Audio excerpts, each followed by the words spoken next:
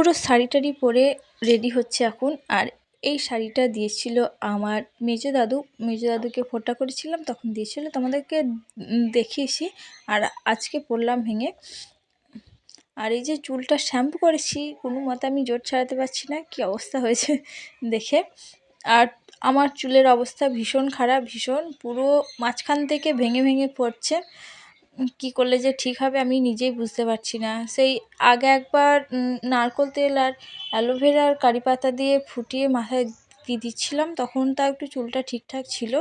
তারপরে মাঝে শরীর খারাপের জন্য ওষুধ খেয়ে খেয়ে মনে হয় চুলগুলোই আমার যাবে এবার। অনেক চুল উঠে গেছে, তারপরে সিটে করে নিচ্ছি। এবারে চলো ভালো করে বড় আয়না থেকে সুন্দর করে মাথাটা আঁচড়িয়ে তারপরে আসি, ব্যাস। এই যে পুরো রেডি সেডি হয়ে, আর সিম্পল কানের একটু লিপস্টিক আর গলায় সরু চেন, আর এই যে শাড়িটার পাড়টা যদি পুরোটা থাকতো না বেশি ভালো হতো। আর আমার এই যে ব্যাগটা পুরো গুছানো রেডি। চলো কেমন লাগছে, শাড়িটা কেমন লাগছে কমেন্টে জানিও। তারপরে আমি এবার টোটো করে যাচ্ছি।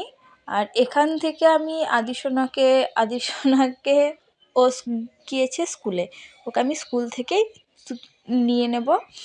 কারণ ওকে স্কুল থেকে বাড়ি নিয়ে আসি, আবার তারপরে এবার বাড়ি এসে কিছু খাওয়ানো দাওয়ানো করতে করতে বলছি থাক একবারে স্কুল থেকেই নিয়ে নেবো। আর আমাদের বাড়ি যেতে জোরানপুর যেতে তো বেশি সময় লাগবে না, 20 মিনিট মতো লাগবে ওদের স্কুল থেকে যেতে, 20-25 মিনিট মতো। স্কুল থেকে নিয়ে তারপরে এখন যাচ্ছি।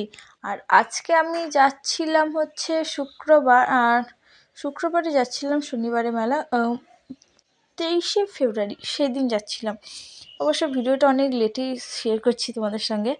আর 24শে ফেব্রুয়ারি আছে জোরানপুর কালীবাড়ির মেলা।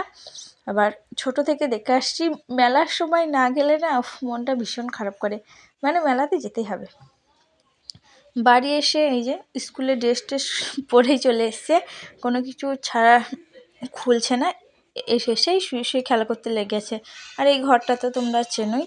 তারপরে স্কুলে ড্রেস শাড়ি কিছু খাইয়ে চান টান করিয়ে এখন দুপুরে ওকে নিয়ে খাওয়াতে বসেছি। কোনো মতে আসছে না, হামাগুড়ি দিয়ে খেলা করে বেড়াচ্ছে। তারপরে অনেক ডেকে ডেকে আসলো, যেই বলেছি দা আলু ভাজা আছে তোর জন্যে, গোল গোল এমনি ওই তেলের ওপর আলু ভাজা খেতেও ভীষণ ভালোবাসে। ব্যাস ওইটা দেখেছে, তাড়াতাড়ি করে চলে এসছে।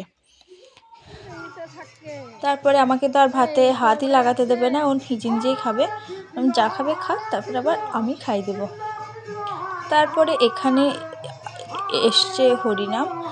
আর এটা হচ্ছে মেলার আগের দিন, পুরো মানে অনেক কটা হরিনামের দল মিলে পুরো গ্রামটা ঘুরবে মেলা উদ্বোধনের আগে।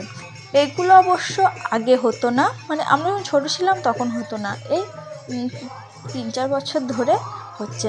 কারণ আগে ছিল মেলাটা এক প্যাকেট, সকালে বসতো, রাতে আবার উঠে যেত, তারপরের দিনটা থাকতো মোটামুটি, তারপর বেশিরভাগ সব উঠেই যেত।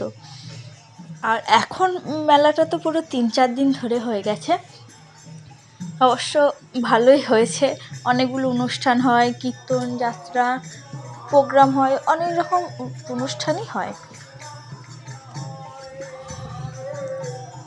অনেকগুলো দল, মানে ও সবাই মিলে, মহিলাদের দল একটা, দল সবাই মিলে আসে, বেশ ভালোই লাগে দেখতে।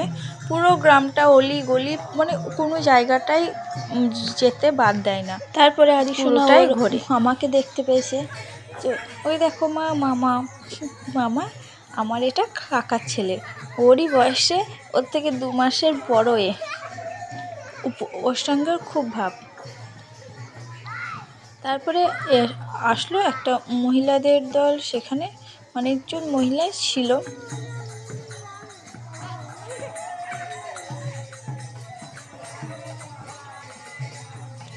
বেশ ভালোই লাগে বলো দেখতে, এগুলো অনেকক্ষণ ধরে দেখছিলাম দাঁড়িয়ে দাঁড়িয়ে।